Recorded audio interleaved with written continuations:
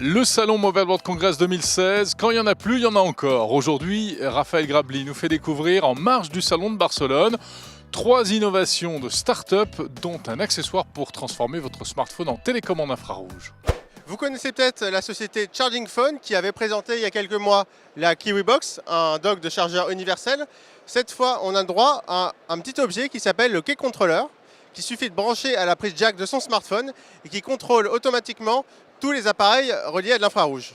Le fonctionnement est très simple, il suffit de lier le petit appareil, le Key Control, à son smartphone. Ensuite, via une application, on sélectionne le type d'objet à contrôler. Ça peut être une télévision, ça peut être un climatiseur, un appareil photo, tout ce qu'on veut. Alors l'avantage du Key Control, c'est qu'il est vraiment universel. C'est-à-dire que non seulement on peut contrôler sa télé, mais aussi sa box. C'est-à-dire qu'en fait, au lieu d'avoir 2 télécommandes comme on a très souvent, on a uniquement son smartphone et on contrôle tout avec.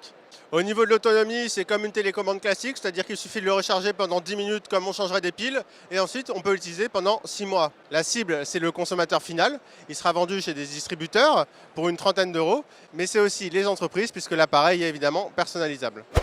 Nous voici sur le stand de Namou, qui vient de lancer un petit objet connecté qui s'appelle Alex.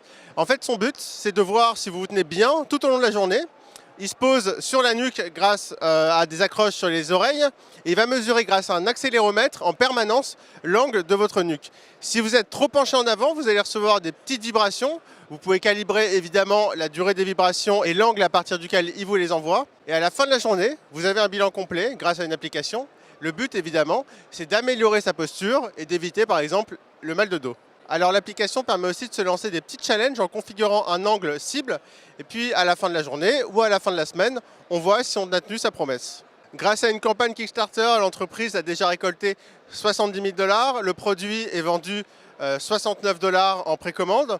Le prix au détail sera de 99 $. C'est plutôt un objet pratique. Nous qui sommes souvent dans des vides bureaux au quotidien et qui souffrons pas mal de mal de dos, ça peut permettre de se remotiver et de se redresser un petit peu. Nous sommes ici sur le stand de Irisbond, une start-up espagnole qui développe des logiciels permettant de contrôler son ordinateur et ses claviers grâce aux yeux. Alors comment ça fonctionne? D'abord, il y a une partie purement logicielle, compatible avec nos tablettes et nos smartphones. C'est très simple, on met l'appareil en face de soi. Grâce à ces yeux, il y a un petit point rouge qui se balade sur le clavier et dès qu'on reste plus de 2 secondes sur une lettre, elle est tapée. Parmi les applications qu'on peut imaginer, on se retrouve tout simplement dans sa voiture. On reçoit un appel sur le tableau de bord, on jette un coup d'œil et on répond sans avoir à bouger le moindre doigt. Mais la startup développe également une partie hardware.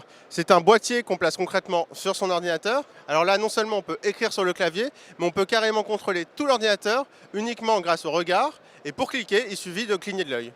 Alors cette version, elle peut par exemple être destinée à des personnes en mobilité réduite qui ne peuvent pas écrire directement sur un clavier. Et l'entreprise Irisbond est en partenariat avec de nombreuses associations partout dans le monde.